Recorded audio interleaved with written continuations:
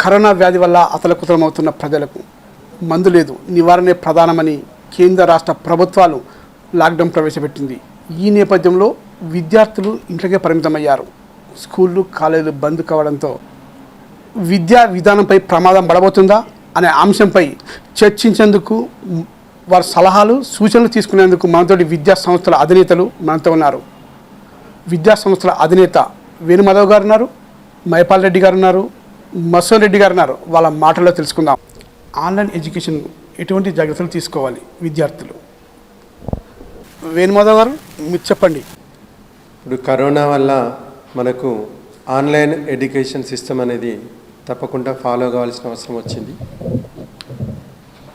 So ఈ online education ఎప్పుడైతే మనం ఇంట్రడ్యూస్ చేయబోతున్నామో ఈ సిస్టంలో తప్పకుండా గవర్నమెంట్ అనేది టోటల్ కంట్రోలింగ్ తీసుకోవాలి. గవర్నమెంట్ అనేది టోటల్ కంట్రోలింగ్ ఎందుకు తీసుకోవాలంటే ఇప్పుడు చాలా స్కూల్స్ చాలా కాలేజెస్ ఆన్లైన్ ఎడ్యుకేషన్ స్టార్ట్ చేశాయి. దానికి వాళ్ళు కొందరు జూమ్ యాప్ను, మైక్రోసాఫ్ట్ యాప్ను, అదేవిధంగా గూగుల్ మీట్ లాంటి యాప్స్ను అలా డౌన్లోడ్ చేసుకొని దాని ద్వారా క్లాసెస్ చెప్తున్నారు. కానీ ఈ జూమ్ యాప్ లాంటి కొన్ని యాప్స్ వల్ల మనకు కొన్ని డిసడ్వాంటేజెస్ ఉన్నాయి. ఏంటంటే ఆల్రెడీ లెక్చరర్ క్లాస్ చెప్తూనే ఉంటాడు, సార్ లెక్చరర్ క్లాస్ చెప్తున్నా అనుకుంటున్నాడు. ఇక్కడ విద్యార్థి వినేది మాత్రం ఆ టాపిక్ కాకుండా దాన్ని ఓవర్కమ్ చేస్తూ వేరొక టాపిక్ అక్కడ జూమ్ యాప్ వాళ్ళు ఇంట్రడ్యూస్ చేస్తున్నారు. దీనివల్ల స్టూడెంట్కు ఏ కాంటెంట్ అయితే చేరాల్సి ఉంటుందో అది డైరెక్ట్గా చేరకుండా డీవియేట్ కావడానికి ఎక్కువ అవకాశం ఉంటుంది. కాబట్టి ఇటువంటి ఆన్లైన్ ఎడ్యుకేషన్ ఎప్పుడైతే గవర్నమెంట్ ఇంప్లిమెంట్ చేయాలనుకుంటుందో టోటల్ కంట్రోల్ గవర్నమెంట్ తీసుకోవాలి. ఆల్రెడీ మన తెలంగాణ గవర్నమెంట్ ఎక్స్పెరిమెంటల్గా హైటెక్ సిటీలో చేసింది. ఇంటర్నెట్ ఫెసిలిటీ ఇచ్చింది, హై స్పీడ్ ఇంటర్నెట్ ఫెసిలిటీ ఇచ్చింది. కానీ కొన్ని సైట్స్ మాత్రమే ఓపెన్ అవుతాయి. ఏవైతే టెక్నాలజీకి ఉపయోగపడతాయో వాళ్ళకి అవసరం ఉంటాయో ఆ సైట్స్ మాత్రమే ఓపెన్ అవుతాయి, మిగతా సైట్స్ ఏవి ఓపెన్ కావు. ఇక్కడ కూడా ఒక లిమిటెడ్ టైంలో, అట్లీస్ట్ లిమిటెడ్ టైంలో ఏ విధంగా అయితే మనం కాలేజ్ టైం స్కూల్ టైం అనుకుంటున్నామో ఆ విధంగా లిమిటెడ్ టైంలో కొన్ని సైట్స్ని మొత్తం బ్లాక్ చేసేసి కేవలం పిల్లలకు ఎంతవరకు అయితే ఉపయోగం ఉంటుందో ఆ సైట్స్ మాత్రమే ఓపెన్ చేయాలి. ఇది గొప్ప విషయం ఏం కాదు. ఆల్రెడీ డెవలప్డ్ కంట్రీస్లో యుఎస్ లాంటి, జర్మనీ లాంటి డెవలప్డ్ కంట్రీస్లో ఇది జరుగుతూనే ఉంది. ఎందుకంటే వాళ్ళందరూ ఆన్లైన్ ఎడ్యుకేషన్ నేర్చుకుంటారు. విద్యార్థి ఎంత ట్రై చేసినప్పటికీ ఎటువంటి సైట్ ఓపెన్ కాదు. ఏ సైట్లో అయితే వాళ్ళు లాగిన్ అవుతారో ఆ సైట్ మాత్రమే ఓపెన్ అవుతుంది, మిగతా సైట్స్ అనేవి బ్లాక్ కావడం జరుగుతుంది. కాబట్టి ఇది వెరీ వెరీ ఇంపార్టెంట్. ఇక సెకండ్ పాయింట్, సో ఈ స్మార్ట్ ఫోన్ యుగంలో దాదాపు విద్యార్థులంతా టీనేజ్ కానీ 20 years కానీ లేదా 10 years కానీ 8 years కానీ ఉన్నారు. దాదాపు ఇప్పుడు పుట్టిన విద్యార్థులు ప్రతి ఒక్కరు స్మార్ట్ ఫోన్ చూస్తూనే పుడుతున్నారు. కానీ ఇక్కడ సమస్యలా టీచర్స్ ఉంది. ఎందుకంటే వాళ్ళు సగం ఆఫ్లైన్ ఎడ్యుకేషన్ చూశారు. ఇన్ని రోజుల ఆఫ్లైన్ ఎడ్యుకేషన్లో వాళ్ళు క్లాసెస్ చెప్పడం జరిగింది. కానీ సడన్గా వాళ్ళు ఇప్పుడు ఆన్లైన్కు స్విచ్ ఓవర్ కావాలి. కాబట్టి వాళ్లకు టీచర్స్కు ఎస్పెషల్గా ఈ లాక్డౌన్ పీరియడ్లో లిమిటెడ్గా క్లాసెస్కు మన కాలేజెస్కు స్కూల్స్కు ఇన్స్ట్రక్షన్స్ ఇచ్చేసి ఆన్లైన్లో వాళ్లకు సపరేట్గా ట్రైనింగ్స్ ఇవ్వాలి. ఒక్కొక్క టీచర్కు అట్లీస్ట్ కొన్ని సెషన్స్ ట్రైనింగ్ ఇచ్చేసి, అంటే ఆన్లైన్లో విద్యార్థి ఆన్లైన్లో ఏ విధంగా లాగిన్ కావాలి, ఆ లాగిన్ అయినప్పుడు పాస్వర్డ్ను ఏ విధంగా ఎవరికి ఇవ్వకుండా తన దగ్గరే ఉంచుకోవాలి.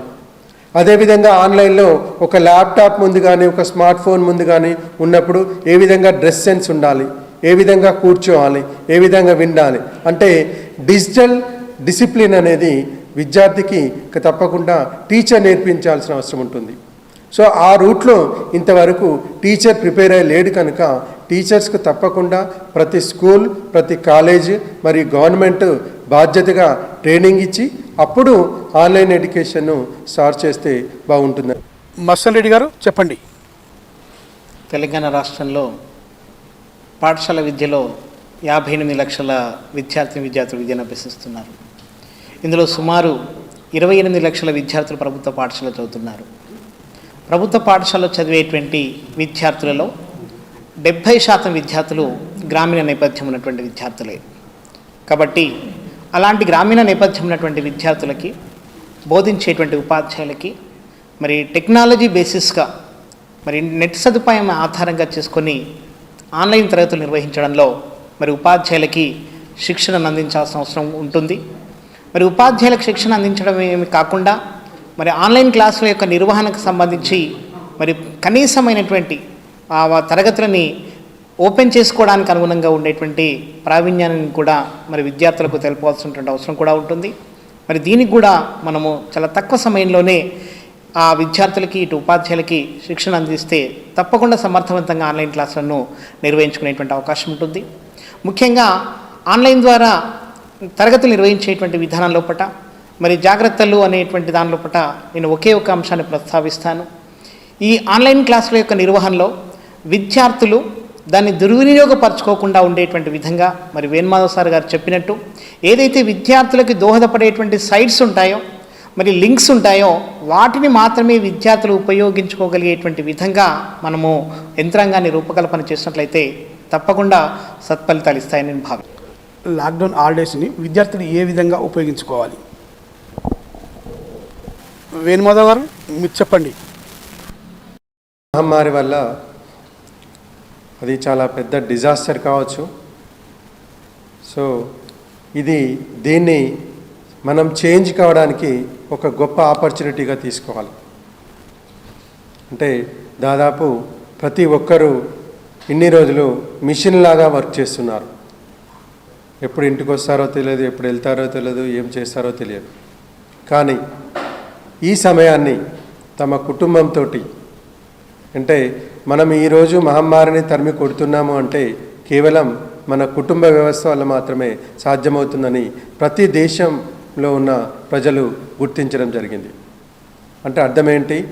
మన కుటుంబ వ్యవస్థల వల్ల, అంటే మన కుటుంబ వ్యవస్థలో ఉన్న ఆహారపు అలవాట్ల వల్ల, అదేవిధంగా యోగా లాంటి వ్యాయామం లాంటి అలవాట్ల వల్ల మాత్రమే మనకు ఇమ్యూనిటీ సిస్టమ్ పెరగడం వల్ల మాత్రమే ఇప్పుడు మహమ్మారిని కొంతగా తట్టుకోగలుగుతున్నామని అర్థం. సో ఈ సమయాన్ని, ఈ లాక్డౌన్ సమయాన్ని నెగిటివ్గా ఆలోచించకుండా పాజిటివ్గా ఆలోచించి ప్రతి తల్లిదండ్రులు తమ కుటుంబ సభ్యుల మీద కాన్సన్ట్రేషన్ చేసి కొంత పర్సనాలిటీ డెవలప్మెంట్కు ఉపయోగిస్తే చాలా యూజ్ ఉంటుందని నేను అనుకుంటున్నాను. మైపాల్ రెడ్డి గారు చెప్పండి. విద్యార్థులు ఏ విధంగా ఉపయోగించుకోవాలి అని కనుక మనం అనుకున్నట్లయితే, చిన్నపిల్లలు 6th 7th క్లాస్ వరకు ఉండేటువంటి పిల్లలు వాళ్ళ తాతలు ఆల్రెడీ ఇంట్లోనే ఉంటున్నారు కాబట్టి వాళ్ళ తల్లిదండ్రులు కానీ వాళ్ళ తాతలు కానీ ప్రతిరోజు మంచిగా ఆల్రెడీ మన డిడి భారతిలో కేంద్ర గవర్నమెంట్ పర్ఫెక్ట్గా మనకు మహాభారత్ను తిరిగి మళ్ళీ మనకు ప్రసారం చేయడం జరుగుతుంది. ఎందుకంటే ఒక పిల్లవాడు ఎప్పుడు పర్ఫెక్ట్ మ్యాన్గా తయారవుతాడు అంటే మంచి చెడులు తెలుసుకోగలిగే ఇంగిత జ్ఞానం, ఆ మంచి చెడుకుండేటువంటి మధ్య వ్యత్యాసాన్ని కనుక పిల్లవాడు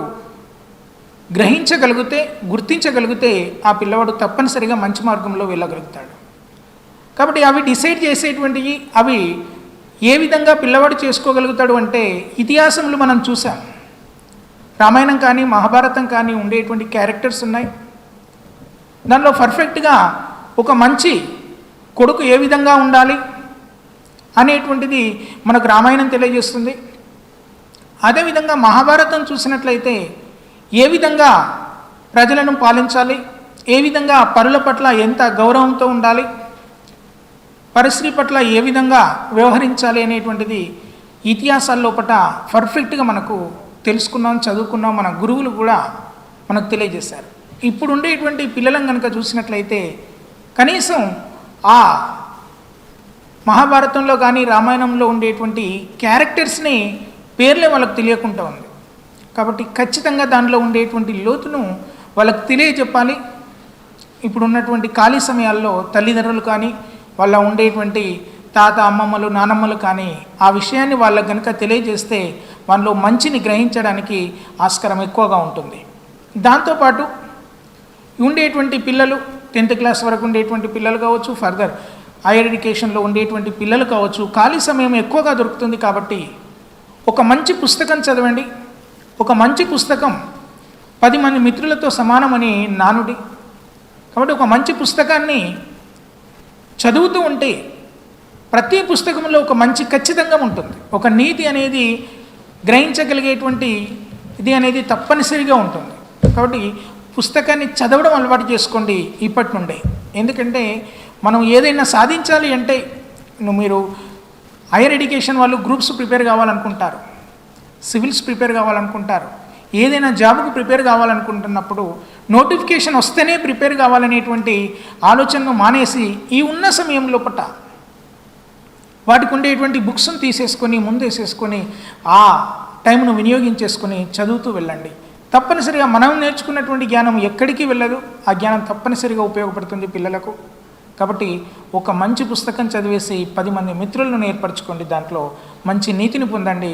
దాని ద్వారా మీరు కావాల్సిన పూర్వం అలెగ్జాండర్ ప్రపంచాన్ని జయించడానికి బయలుదేరినప్పుడు తన గురువుకు ఆ విషయాన్ని చెప్తాడు. నేను ప్రపంచాన్ని జయించడానికి వెళ్తున్నాను, మీ ఆశీస్సులు నాకు కావాలి అని తన గురువు అయినటువంటి అరిస్టాటిల్ దగ్గరికి వెళ్ళి విన్నవిస్తాడు.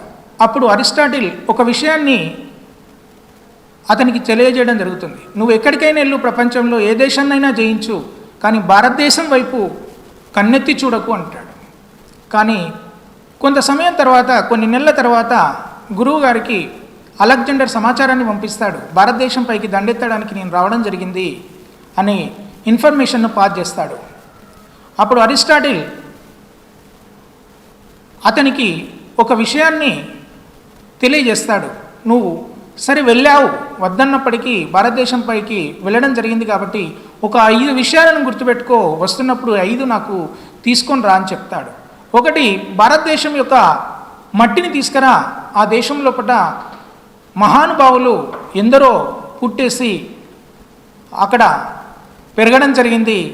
అదేవిధంగా ఆ దేశం కొరకు వాళ్ళ రక్తాన్ని చిందించడం జరిగింది. రెండవది, పవిత్రమైనటువంటి గంగాజలాన్ని తీసుకొనిరా. మూడవది, మనిషి పరిపూర్ణుడు కావడానికి గీత అర్జునునికి బోధించినటువంటి, శ్రీకృష్ణుడు బోధించినటువంటి భగవద్గీతను తీసుకొనిరా. అదేవిధంగా భాగవతాన్ని తీసుకొనిరా. అదేవిధంగా ప్రపంచానికి గురువు యొక్క ప్రాముఖ్యతను తెలియజేసినటువంటి భారతదేశం నుండి ఒక గురువుని నాకు తీసుకొనిరా, నేను అతన్ని గురువుగా స్వీకరిస్తాను అని అరిస్టాటిల్ అలెగ్జాండర్కు తెలియజేయడం జరుగుతుంది. ఈ విషయాన్ని నేను ఎందుకు చెప్తున్నానంటే, ఈ ఖాళీ సమయాల్లోపట ఒక వ్యక్తి పరిపూర్ణుడు కావాలి అంటే అర్జునుడికి శ్రీకృష్ణుడు బోధించినటువంటి గీత యొక్క సారాంశాన్ని చదవండి. దానిలో ఒక వ్యక్తి పరిపూర్ణుడు ఏ విధంగా అవుతాడు, ఒక వ్యక్తి ఏ విధంగా ఉండాలి, ఏ విధంగా ఉండకూడదు, అన్ని విషయాలు కులంకుశంగా క్లుప్తంగా ప్రతి దగ్గర మనకు కనబడుతూ ఉంటుంది. ఈ ఖాళీ సమయాల్లో అందరూ తప్పనిసరిగా, విద్యార్థులందరూ కూడా తల్లిదండ్రులు వాళ్లకు సపోర్ట్ చేసి కానీ అందరూ కూడా ఈ భగవద్గీతను చదివి ఆ గీతా సారాంశాన్ని తెలుసుకుంటే లైఫ్ అంతా కూడా సాఫీగా వెళ్ళడానికి మీరే మార్గాలను ఏర్పరచుకుంటారు. అది తని తెలియజేస్తుంది. అది చదివిన తర్వాత మీరు ఒక ఆలోచనకు వస్తారు. ఖచ్చితంగా దాని సారాంశం వల్ల మీరు మంచి జరుగుతుంది అని నేను అనుకుంటాను. మసూల్ రెడ్డి గారు, మీరు చెప్పండి. అగ్రదేశంగా భావిస్తూ అన్ని దేశాలను శాసించేటువంటి స్థితికి ఎదిగాను అనుకున్నటువంటి అమెరికా ఇవాళ కరోనా కోవిడ్-19 ద్వారా తీవ్రంగా అతలాకుతలమైనటువంటి పరిస్థితి మనం చూస్తున్నాం. మరి ప్రపంచంలోనే జనాభాలో 2వ అతిపెద్ద దేశమైనటువంటి భారతదేశం, అభివృద్ధి చెందుతూ ఉన్నటువంటి దేశం, శాస్త్ర సాంకేతిక రంగాల్లో ఇంకా అభివృద్ధి చెందాల్సి ఉన్నటువంటి దేశం అయినప్పటికీ కూడా మన జీవన విధానం, మన యొక్క ఆహారపు అలవాట్లు, మన యొక్క కుటుంబ వ్యవస్థ అనేటువంటిది ఇవాళ ఈ కోవిడ్-19 తట్టుకోగలిగి మరి మనం ముందుకెళ్తున్నాం. ఈ 3 అంశాలే మనం ప్రధానంగా భావించవచ్చును. మరి ఇవాళ విద్యార్థులకు అనుకోకుండా మనకు లాక్డౌన్ ద్వారా సెలవులు అనేటువంటివి పొడిగించబడ్డాయి. ఈ సెలవుల కాలంలో మనం విద్యార్థులని శారీరకంగా మానసికంగా దృఢం చేసేటువంటి కార్యక్రమాలని రూపకల్పన చేసుకోవాలి. ముఖ్యంగా ప్రకృతిని ధ్వంసం చేస్తూ జరిగేటువంటి అభివృద్ధి అనేది అభివృద్ధి కాదు. ఆ ప్రకృతిని పరిరక్షించుకుంటూ మనం ముందుకెళ్లాలో విద్యార్థులకి అనుభవపూర్వకంగా తెలియజేయడానికి కోవిడ్ అనేటువంటి 19 ద్వారా వచ్చినటువంటి మహమ్మారి దోహదపడుతుంది. ప్రధానంగా రోజువారీ కార్యక్రమాల్లో మరి పిల్లలకి యోగా కానీ, ధ్యానము, వ్యాయామాలు చేసేటువంటి విధంగా వాళ్ళకు ఒక చక్కటి అలవాటుని రూపకల్పన చేయడానికి ఈ సెలవులు దోహదపడతాయి. అంతేకాకుండా ఆన్లైన్ క్లాసుల ద్వారా కూడా మరి విద్యార్థుల విషయ స్పష్టతని, విషయ విశ్లేషణ ద్వారా వాళ్ళలో విద్యాస్థాయిని అభివృద్ధిపరచడానికి కూడా దోహదపడతాయి. ముఖ్యంగా కుటుంబ వ్యవస్థలో ఉన్నటువంటి సంబంధ బాంధవ్యాలను అభివృద్ధిపరుస్తూ మరి ప్రేమ అనురాగాలను, ముఖ్యంగా చిన్నారుల నైతిక విలువలను పెంపొందించడానికి ఈ సెలవులు అనేటువంటివి దోహదపడేటువంటి విధంగా ఉంటాయి. కుటుంబంలో ఉండేటువంటి పెద్దవాళ్ళ ద్వారా అనేక నీతికథలను వాళ్ళకి తెలియజేసి వాళ్ళలో నైతిక విలువల్ని అభివృద్ధిపరచడానికి కూడా దోహదపడుతుంటాయి.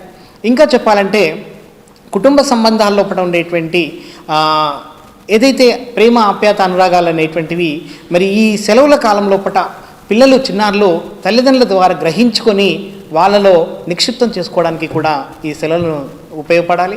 ముఖ్యంగా చెప్పాలంటే కుటుంబాలలో మరి చిన్న చిన్న పనులు అనేటువంటివి సహకార భావాన్ని పెంపొందించడానికి, తల్లిదండ్రులకి సహకరిస్తూ ఆ చిన్న చిన్న పనులను పూర్తి చేస్తూ వాళ్ళలో ఆత్మవిశ్వాసాన్ని పెంపొందించడానికి కూడా ఈ సెలవులు అనేటువంటివి దోహదపడతాయి.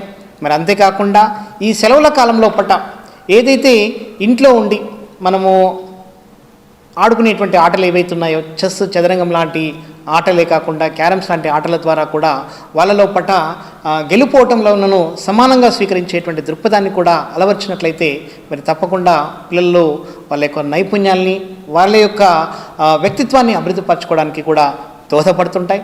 అంతేకాకుండా తర్వాత తరగతి స్థాయికి సంబంధించినటువంటి విద్యా అంశాల పట్ల కూడా ఆసక్తిని పెంపొందించుకోగలిగేటువంటి విధంగా కూడా వివిధ రకాల సాంకేతిక రంగాల్లో ఉన్నటువంటి పాఠ్యాంశాలను కూడా మరి నేర్చుకోవడానికి కూడా ఈ సెలవులను చక్కగా కనుక ఉపయోగించుకున్నట్లయితే మరి అటు లాక్డౌన్ ద్వారా కరోనా మహమ్మారిని భారతదేశంలో నివారించడానికి ఏదైతే మనము కారకమవుతుందో, ఇటు చిన్నారుల కూడా ఇవన్నింటినీ కూడా మనం పెంపొందించడానికి కూడా దోహదపడతాయని నేను భావిస్తున్నాను.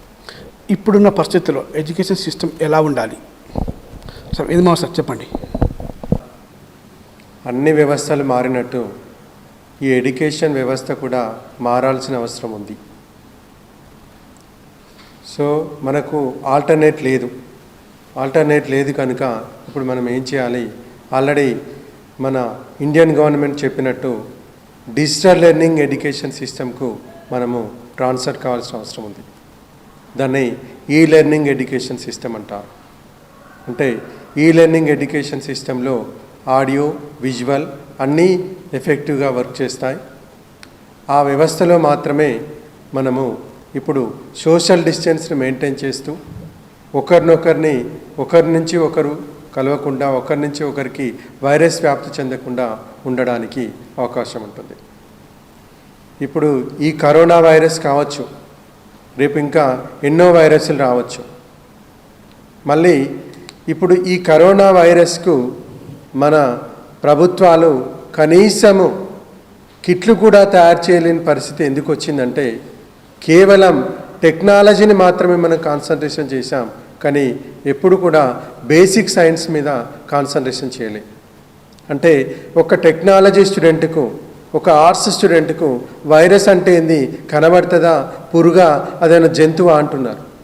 అంటే మినిమం అవేర్నెస్ లేకుండా బేసిక్ సైన్స్ను టోటల్గా నెగ్లెక్ట్ చేయడం వల్ల ఈరోజు ఈ పరిస్థితి అందరూ ఎదుర్కోవాల్సి వచ్చింది. ఈ కరోనా అనేది ఇప్పుడు కొత్తగా వచ్చిన వ్యాధి కాదు, ఆల్రెడీ ఎప్పటి నుండో ఉంది. ఇది అంటే ఫ్లూ కావచ్చు, జలుబు కావచ్చు, అదేవిధంగా డెంగ్యూ కావచ్చు, ఏదైనా కానీ వైరస్ ద్వారానే వస్తుంది. కానీ ఈ విషయం అనేది దాదాపు చాలామందికి తెలియదు. ఇప్పుడు టీవీలలో తప్పని పరిస్థితులలో ఇంటి వద్ద ఉంటున్నారు కనుక, టీవీలలో చూపిస్తున్నారు కనుక చాలామందికి దీని మీద ఒక అవగాహన వచ్చింది. కాబట్టి కంపల్సరీగా బేసిక్ సైన్స్ అనేది, అంటే హెల్త్ గురించి బేసిక్ సైన్స్ మీద కొన్ని గైడ్లైన్స్ అనేది గవర్నమెంట్ తప్పకుండా ఇప్పుడు రాబోయే ఎడ్యుకేషన్ సిస్టంలో ఇంప్లిమెంట్ చేయాలి. అంటే ప్రతి విద్యార్థి ఈ మినిమం హెల్త్ గైడెన్స్ అనే సబ్జెక్ట్లో పాస్ అయితేనే ఆ కోర్స్ కంప్లీట్ చేస్తున్నట్టు వాళ్ళు ఒక రిఫార్మ్ తీసుకోవాల్సిన అవసరం ఉంది. అదేవిధంగా ఇన్ని రోజులు మనం ఏం చేసాం, ఎగ్జామ్ సెంట్రిక్ ఎడ్యుకేషన్ సిస్టమ్ను డెవలప్ చేస్తూ వచ్చాం. అంటే అర్థం ఏంటి, టోటల్ విద్యా సంవత్సరం మొత్తం చదువుకున్న తర్వాత ఫైనల్ ఎగ్జామ్ చదివి ఫైనల్ ఎగ్జామ్ రాసి దాని ద్వారా వచ్చిన రిజల్ట్తో అతనికి బయట కంపెనీస్ కానీ బయట జాబ్స్ కానీ రావడం జరుగుతుంది. కానీ అలా కాకుండా ఇప్పుడున్న పరిస్థితులను బట్టి కొన్ని గుణపాఠాలు నేర్చుకొని ఆల్రౌండ్ డెవలప్మెంట్, పర్సనాలిటీ డెవలప్మెంట్ను డెవలప్ చేసుకుంటే మనము ఏ ఫీల్డ్కు అయినా సెట్ కావడానికి రెడీగా ఉంటుంది. అదేవిధంగా టోటల్ లెర్నింగ్ సిస్టంలో కానీ డిజిటల్ లెర్నింగ్ సిస్టంలో కానీ మనము ఒకటేసారి ట్రాన్స్ఫార్మ్ కావడం అనేది కూడా అంత ఈజీ కాకపోవచ్చు. కాబట్టి గవర్నమెంట్ పర్ఫెక్ట్గా గైడ్లైన్స్ ఇచ్చేసి ఒక వీక్లో 6 రోజులు ఉన్నట్లయితే ఒక్కొక్క రోజు ఒక్కొక్క క్లాస్కు అంటే ఆల్టర్నేటివ్ డేట్స్, అంటే ఫర్ ఎగ్జాంపుల్ ఈరోజు 1వ తరగతి వాళ్ళు వచ్చారనుకోండి, మళ్ళీ వాళ్ళు నెక్స్ట్ ట్యూస్డే కానీ నెక్స్ట్ వెన్స్డే కానీ థర్స్డే కానీ వచ్చేటట్టు, అంటే ఆల్టర్నేటివ్గా గుంపులుగా స్కూల్కు రాకుండా ఒక్కొక్క క్లాస్కు ఒక్కొక్క రకమైన టైం టేబుల్ ఫామ్ చేసి తప్పకుండా వాళ్ళు స్కూల్కు వచ్చేటట్టు మనం ట్రై చేయాలి. అంటే టోటల్ డిజిటల్ లెర్నింగ్ కాకుండా అదేవిధంగా మన ట్రెడిషనల్ లెర్నింగ్ను కూడా పూర్తిగా తొలగించకుండా దీన్ని రెండింటినీ బ్యాలెన్స్ చేస్తూ పోయినట్లయితే మనకు మంచి భవిష్యత్తు ఉంటుందని నేను. మైపాల్ రెడ్డి గారు మీరు చెప్పండి. వైరస్ ప్రాబల్యం ఎక్కువగా ఉంది. డెంగ్యూ ఫీవర్ పోయింది, స్వైన్ ఫ్లూ వచ్చింది, స్వైన్ ఫ్లూ పోయింది, ఇప్పుడు కరోనా వైరస్ వచ్చింది, నెక్స్ట్ ఇంకో వైరస్ వస్తుంది. దీనికి గల అన్నిటి కారణం ఏంటి అంటే ఇప్పుడు ఉన్నటువంటి జనరేషన్కు ఉండేటువంటి ఆహారపు అలవాట్లు కావచ్చు, అదేవిధంగా ఈ జరిగేటువంటి అభివృద్ధి, టెక్నాలజీ పరంగా జరిగేటువంటి అభివృద్ధి వల్ల కలుషితమైనటువంటి పదార్థాలన్నీ కూడా బయటికి విడుదలై పర్యావరణాన్ని నాశనం చేయడం వల్ల కావచ్చు ఈ వైరస్లన్నీ అభివృద్ధి చెందుతున్నాయి. ఆ వైరస్ నుండి తట్టుకొని మనం నిలబడి ఎడ్యుకేషన్ సిస్టమ్ను కూడా కంటిన్యూ చేయాలి. కాబట్టి మనం దానికి ఇవ్వవలసినటువంటి సజెషన్ ఇప్పుడు వెన్ మాధవ్ గారు చెప్పినట్టు దాన్ని మనం అందరం అంగీకరించాలి, ఏకీభవించాలి. అదేవిధంగా తప్పనిసరిగా ఎడ్యుకేషన్ సిస్టమ్ కొనసాగాలి. కాబట్టి ఎలాంటి వైరస్ వచ్చినా మనం తట్టుకొని నిలబడి వ్యవస్థను కంటిన్యూ చేయాలి. కాబట్టి ఖచ్చితంగా వ్యక్తికి మధ్య దూరాన్ని పాటిస్తూ ఈ ఎడ్యుకేషన్ సిస్టాన్ని కొనసాగాలి అంటే క్లాస్ లోపల స్ట్రెంత్ను తగ్గించుకోవడం, అదేవిధంగా డిజిటల్ ఎడ్యుకేషన్ను ప్రోత్సహించడం, అది కంటిన్యూ చేస్తే కొంతవరకు మన విద్యా వ్యవస్థను కంటిన్యూగా ముందుకు తీసుకొని పోవడానికి ఆస్కారం ఉంటుంది. సేమ్ ఇంతకు ముందు మాదిరిగానే సేమ్ యాజ్ టీజ్గా మళ్ళీ కొనసాగుతున్నట్లయితే అంతనే ఒకే రకంగా ఇంతకుముందు వ్యవస్థ మాదిరిగా కొనసాగితే స్కూల్ వ్యవస్థ లోపల, ఎస్పెషల్లీ స్కూల్ వ్యవస్థ లోపల ఈ వైరస్ త్వరగా ప్రబలి తొందరగా మిగిలిన వాళ్ళకు రావడానికి ఎక్కువ ఆస్కారం ఉంటుంది. ఎందుకంటే దగ్గరగా పిల్లలు ఉంటారు. ప్రతి దగ్గరగా ఉంటున్నామంటే ఎవరికి వైరస్ ఉంది ఎవరికి లేదు అని చెప్పడం సాధ్యం కాదు. కాబట్టి ఎందుకంటే లోపల ఇమ్యూనిటీ సిస్టమ్ ఎవరికైతే పర్ఫెక్ట్గా అక్యురేట్గా ఉంటుందో వాళ్ళకు తొందరగా బయటపడదు. అదే వీక్ ఉన్నటువంటి పిల్లలకు తొందరగా మనకి ఎక్స్పోజ్ అవుతుంది, పాజిటివ్ వస్తుంది. కాబట్టి నెగిటివ్ వచ్చిన వాళ్ళు కూడా మిగిలిన వాళ్ళకి అంటించడానికి ఆస్కారం ఉంటుంది. కాబట్టి ఖచ్చితంగా పిల్లల్ని దూరంగా వేయడం, ఖచ్చితంగా 1 మీటర్ 2 మీటర్స్ దూరంగా ఉంచేసి ఎడ్యుకేషన్ సిస్టమ్ను కొనసాగే విధంగా మనం ప్లాన్లు చేసుకోవాల్సి ఉంటుంది. దాని విధంగానే క్లాస్ రూమ్స్ను కూడా మనం మెయింటైన్ చేయాలి. మసన్ రెడ్డి గారు మీరు చెప్పండి. భారతదేశంలో జూన్ చివరి వరకు లాక్డౌన్ కొనసాగితే సుమారు 75,000 వరకు కేసులు పెరిగేటువంటి అవకాశం ఉందని, ఒకవేళ మే చివరి వరకే కనుక లాక్డౌన్ కనుక కొనసాగితే సెప్టెంబర్ వరకు సుమారు 2 లక్షల కేసులు పెరిగేటువంటి ప్రమాదం ఉందని చెప్పేసి ఇటీవల సర్వేల ద్వారా మనకు తెలియపరుస్తున్నాయి. అంటే భవిష్యత్తును ఒకసారి ఆలోచిస్తే ఇది ఎంతకాలంలో ఈ కరోనా మహమ్మారి అనేటువంటిది అంతమవుతుందో ఎవరు ఊహించలేనటువంటి పరిస్థితి ఉంది. ఇప్పటికే చైనాలో చూసాం, ఒకసారి పాజిటివ్లో ఉన్నటువంటి వ్యక్తికి మళ్ళీ ఆ రోగం తగ్గిపోయిన తర్వాత, నెగటివ్ వచ్చిన తర్వాత మళ్ళీ కొంతకాలానికి అదే వ్యక్తికి మళ్ళీ కరోనా పాజిటివ్ వచ్చినటువంటి సందర్భాలు కూడా ఇటీవల కాలంలో మనం వింటున్నాం. కాబట్టి ఈ మహమ్మారికి ఒక నిర్దిష్ట కాలం లోపట మనం అంతం చేసేటువంటి అవకాశం ఉంటుంది అనేది చెప్పకుండా అనిశ్చిత ఉంది. కాబట్టి మరి రాబోయేటువంటి విద్యా సంవత్సరం అసలు జరుగుతుందా లేదా అనేటువంటి పరిస్థితులు కూడా ఉన్నాయి. మరి ఒక 3-4 నెలల కాలము మరి విద్యా సంవత్సరం కుదించబడేటువంటి పరిస్థితులు ఉంటాయా, లేక ఒక సంవత్సర కాలం కూడా ఈ విద్యా సంవత్సరము మరి నష్టపోయేటువంటి పరిస్థితి ఉంటుందా మనకు తెలియదు. కాబట్టి మరి పూర్తిగా విద్యార్థుల యొక్క విద్యా సంవత్సరాన్ని జీరో చేసి పూర్తిగా రద్దు చేసేటువంటి పరిస్థితుల కన్నా మనం ఖచ్చితంగా దానికి నివారణ ఉపాయాలను ప్రభుత్వాలు మరి మహనీయుల యొక్క నిపుణుల యొక్క సలహాలు తీసుకొని ముందస్తుగానే దానికి ఒక ప్రణాళికను రూపకల్పన చేయాల్సిన అవసరం కూడా ఉంటుంది. మరి ఇటీవల కాలంలో మరి గత కొద్ది రోజుల కిందము హెచ్ఆర్డి వారు కూడా ఒక లెర్నింగ్ క్యాలెండర్ ఇయర్ని కూడా విడుదల చేశారు. దాని ప్రకారం చూసినట్లయితే మరి విద్యా సంవత్సరం అనేటువంటి నష్టపోకుండా మరి ఖచ్చితంగా మనం విద్యార్థుల యొక్క విద్యాస్థాయిని పెంపొందించడానికి అటు ఆన్లైన్ సిస్టమ్ ద్వారా మరి తరగతులను కొనసాగిస్తూ, అదేవిధంగా అవకాశం ఉంటే సిలబస్లో కొంత మార్పు చేసి, కొంత కుదింపు చేసి, ఎందుకంటే రాబోయేటువంటి కాలాల్లోపట, రాబోయేటువంటి సంవత్సరాల్లోపట ఏవైతే కుదించినటువంటి పాఠ్యాంశాలు ఉంటాయో మళ్ళీ పై తరగతులలో కూడా వాటిని ప్రవేశపెట్టి విద్యార్థులకు నేర్పించేటువంటి అవకాశం ఉంటుంది. కాబట్టి కొంత సిలబస్ను కుదింపు చేసైనా కూడా రాబోయేటువంటి విద్యా సంవత్సరాన్ని కొనసాగించాల్సిన అవసరం కూడా ఉంది.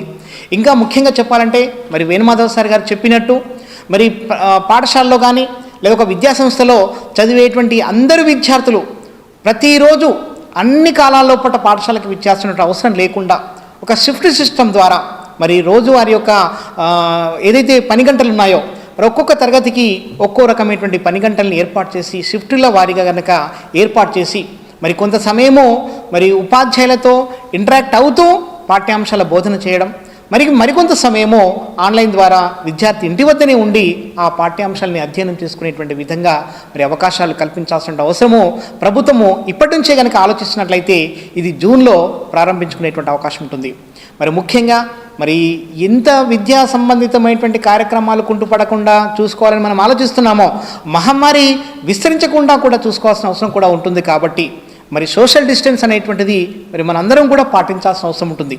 మరి అందుకోసము మరి విద్యార్థి ఇంటి వద్ద నుంచి పాఠశాలకు చేరుకోవడానికి అవసరమైనటువంటి రవాణా సదుపాయం ఏదైతుందో ఈ విషయాల్లోపట తల్లిదండ్రులు ఖచ్చితంగా జాగ్రత్త పాటించాల్సిన అవసరం కూడా ఉంటుంది. తల్లిదండ్రులు కూడా బాధ్యత తీసుకొని తమ చిన్నారులను విద్యాసంస్థల దగ్గరికి తీసుకురావడం, మరి విద్యాసంస్థల నుంచి ఇంటికి తీసుకెళ్లడంలో జాగ్రత్తలు పాటించేటువంటి అవకాశం ఉండాలి.